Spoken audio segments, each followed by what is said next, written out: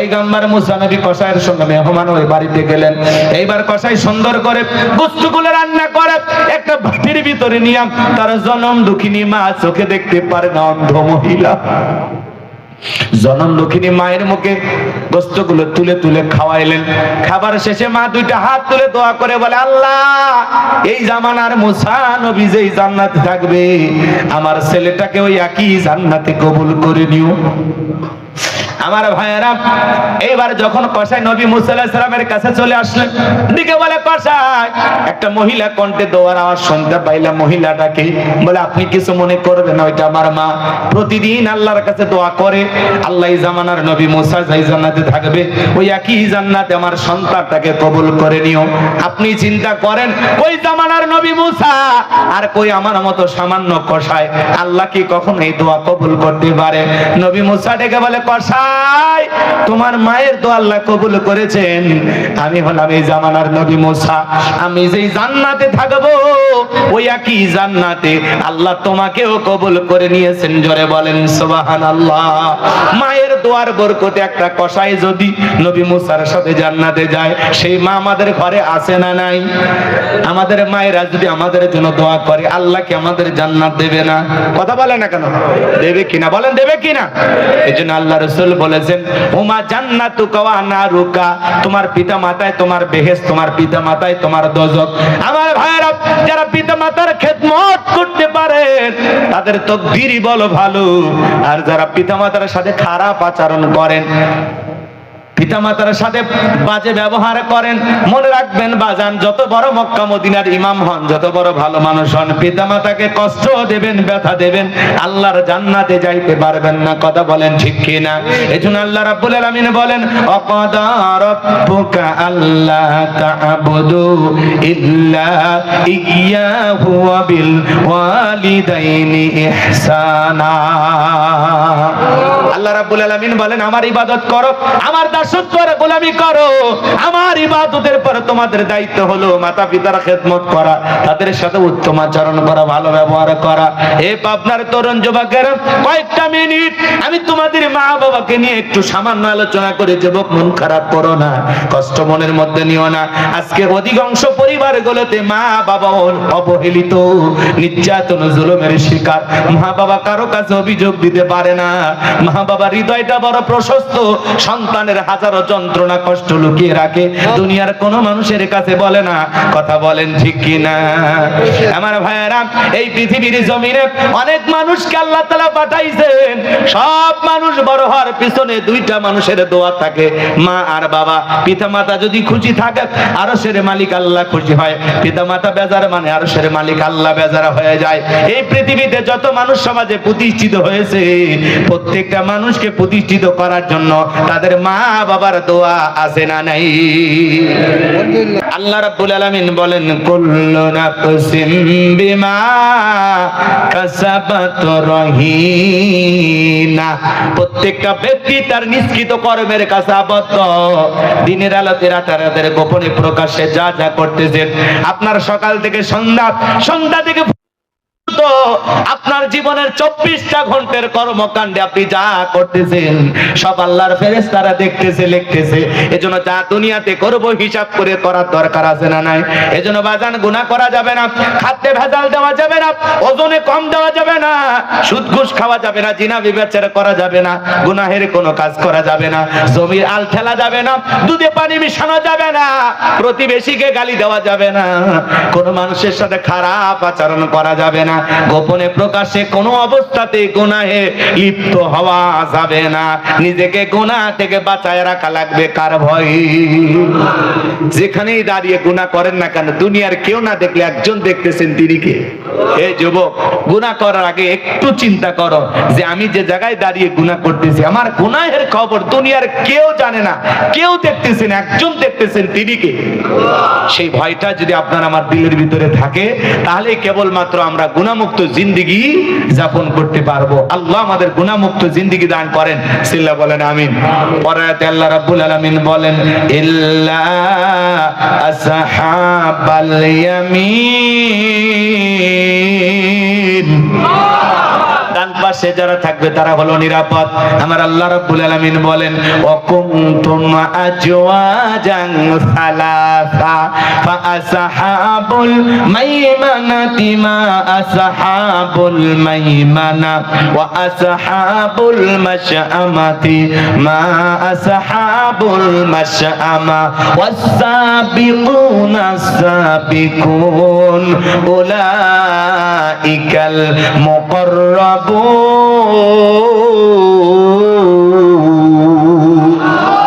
সূরা ওয়াকিয়ার ভিতরে আল্লাহ পাক জানায়া দিলেন কঠিন কিয়ামতের ময়দানে আল্লাহ রাব্বুল আলামিন মানুষকে তিন শ্রেণীতে ভাগ করবেন। এর মধ্যে যারা ডান পাশে থাকবে তারা হলো জান্নাতি। বলুন সুবহানাল্লাহ। সেই কথা আল্লাহ রাব্বুল আলামিন বলেন ইল্লা আসহাবাল ইয়ামিন ফি জান্নাতি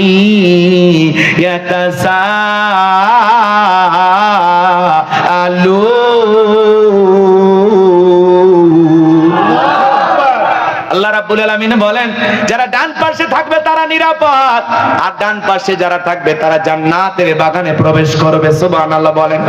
এই জান্নাতি ইয়াতাসাআলুন, তারা জান্নাতের বাগানে প্রবেশ করবে।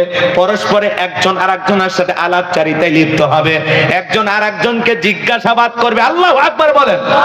এই যে আজকের মাহফিলের সভাপতি জনাব জাহাঙ্গীর আলম বীর মুক্তিযোদ্ধা, আল্লাহর কাছে দোয়া করে বললাম আল্লাহ তোমার গোলাম জাহাঙ্গীর আলম বাচ্চু সর্দার যেই জান্নাতে থাকবে দয়া করে আল্লাহ ওই একই জান্নাতে আমাকেও কবুল করে নিও। একটু জোরে বলেন না আমিন।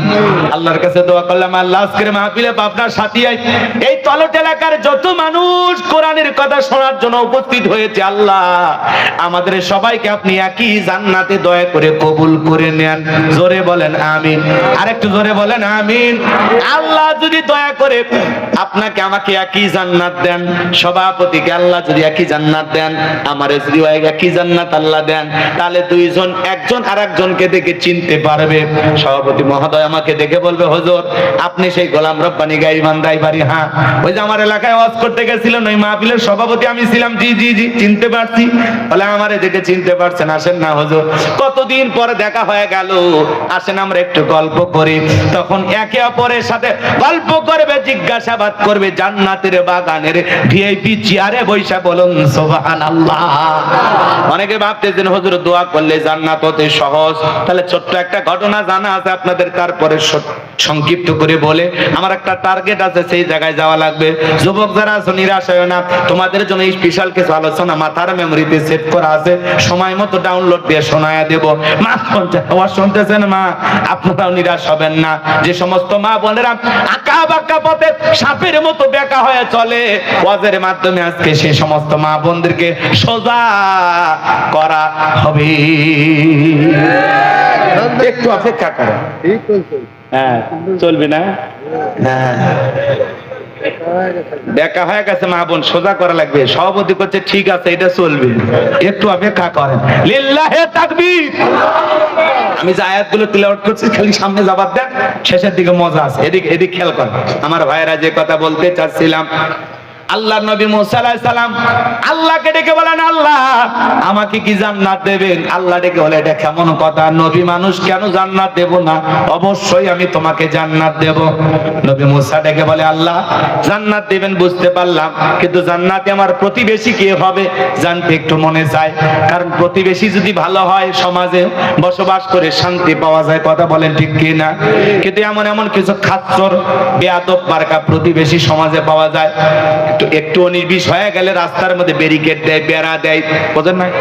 বেড়া দেয়, ব্যারিকেড দিয়ে বলে আমার সাথে ঝগড়া করবা, আবার আমার রাস্তা দিয়ে হেঁটে যাবা, ব্যারিকেড দিয়ে দিলাম এখন আসমান দিয়ে হাইটা যা। আছে না না? প্রতিবেশীর সাথে ঝগড়া লাগে কলার বাগান কেটে ফেলে দেয়, আছে না নাই? পিয়ারার বাগান কেটে ফেলে দেয়, পেঁপের বাগান কেটে ফেলে দেয়। প্রতিবেশীর সাথে ঝগড়া লাগা প্রতিবেশীর পুকুরের মাছ মারার জন্য গ্যাসের ট্যাবলেট দিয়ে দেয়, আছে না নাই? এগুলো সমাজে ঘটে না ঘটে না?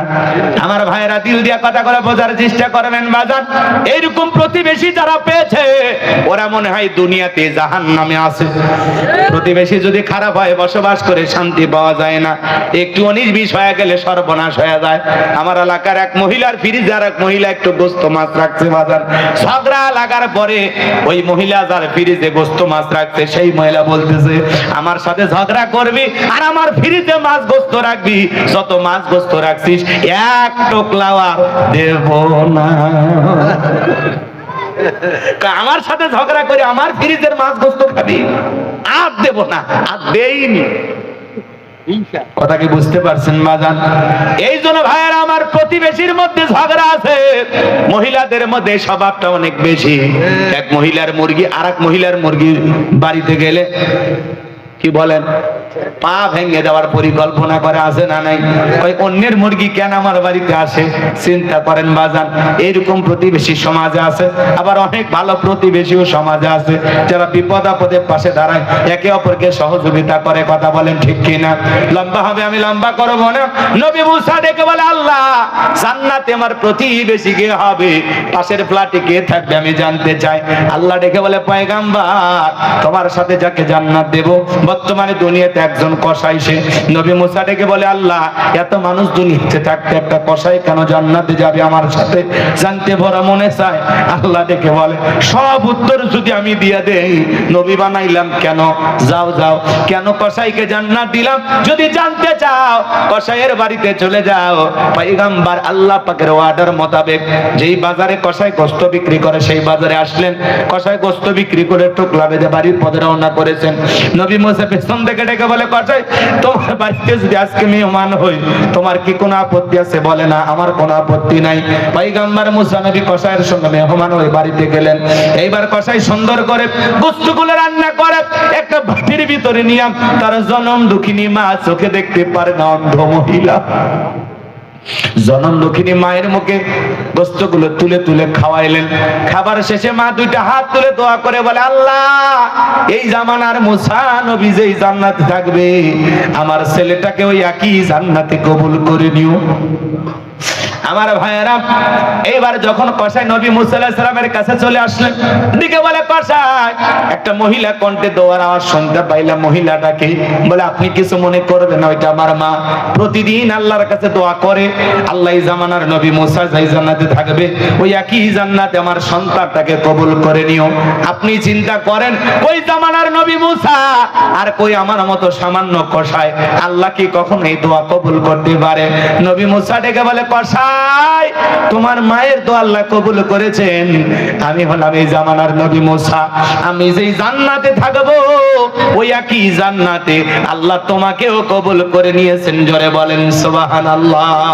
মায়ের দোয়ার বরকতে একটা কসাই যদি নবী মুসার সাথে জান্নাতে যায়, সেই মা আমাদের ঘরে আছে না নাই? আমাদের মায়েরা যদি আমাদের জন্য দোয়া করে আল্লাহ কি আমাদের জান্নাত দেবে না? কথা বলে না কেন? দেবে কিনা বলেন, দেবে কিনা? এজন্য আল্লাহ রাসূল বলেছেন হুমা জান্নাতুকা ওয়া নারুকা, তোমার পিতা মাতায় তোমার বেহেশত, তোমার পিতা মাতায় তোমার দোজখ। আমার ভাইরা যারা পিতা মাতার খেদমত করতে পারে তাদের তকদীরই বলো ভালো, আর যারা পিতা মাতার সাথে খারাপ আচরণ করেন, পিতামাতার সাথে বাজে ব্যবহার করেন, মনে রাখবেন বাজান যত বড় মক্কা মদিনার ইমাম হন, যত বড় ভালো মানুষ হন, পিতামাতাকে কষ্ট দেবেন, ব্যথা দেবেন, আল্লাহর জান্নাতে যাইতে পারবেন না। কথা বলেন ঠিক কিনা? এজন্য আল্লাহ রাব্বুল আলামিন বলেন ওয়াকাদা রাব্বুকা আল্লা তা'বুদু ইল্লা ইয়্যাহু ওয়া বিল ওয়ালিদাইনি ইহসানা। আল্লাহ রাব্বুল আলামিন বলেন আমার ইবাদত করো, আমার দাসত্ব আর গোলামি করো, আমার ইবাদতের পর তোমাদের দায়িত্ব হলো মাতা পিতার খেদমত করা, তাদের সাথে উত্তম আচরণ করা, ভালো ব্যবহার করা। এই পাবনার তরুণ যুবকেরা কয়েকটা মিনিট আমি তোমাদের মা বাবাকে নিয়ে একটু সামান্য আলোচনা করে, যুবক মন খারাপ করো না, কষ্ট মনের মধ্যে নিও না। আজকে অধিকাংশ পরিবারগুলোতে মা বাবা অবহেলিত, নির্যাতন জুলুমের শিকার। মা বাবা কারো কাছে অভিযোগ দিতে পারে না, মা বাবার হৃদয়টা বড় প্রশস্ত, সন্তানের হাজারো যন্ত্রণা কষ্ট লুকিয়ে রাখে, দুনিয়ার কোনো মানুষের কাছে বলে না। কথা বলেন ঠিক কিনা? আমার ভাইয়েরা, এই পৃথিবীর জমিনে অনেক মানুষকে আল্লাহ তাআলা পাঠাইছেন। সব মানুষ বড় হওয়ার পিছনে দুইটা মানুষের দোয়া থাকে, মা আর বাবা। পিতা মাতা যদি খুশি থাকে আরশের মালিক আল্লাহ খুশি হয়, পিতা মাতা বেজার মানে আরশের মালিক আল্লাহ বেজার হয়ে যায়। এই পৃথিবীতে যত মানুষ সমাজে প্রতিষ্ঠিত হয়েছে, প্রত্যেকটা মানুষকে প্রতিষ্ঠিত করার জন্য তাদের মা বাবার দোয়া আছে না নাই?